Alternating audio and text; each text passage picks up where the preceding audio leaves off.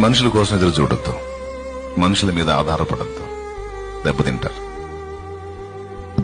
ఎందుకంటే నిన్ను అర్థం చేసుకుని నీ గురించి ఆలోచించే శక్తి ఏ నరుడికి లేదు. ఎందుకంటే ఎవడి బాధలు వాడుకున్నాయి, ఎవడి కష్టాలు వాళ్ళకున్నాయి. ఏ బాధలు లేకుండా నీ బాధను పంచుకోవడానికి ఫ్రీగా ఎవ్వడూ లేడు. అందరి బాధలు ఎరిగి అందరిని అర్థం చేసుకుని అందరికి అందుబాటులో ఉండే శక్తి, దమ్ము, అనుకూలత ఒక్కడికే ఉంది, యేసయ్యకే ఉంది.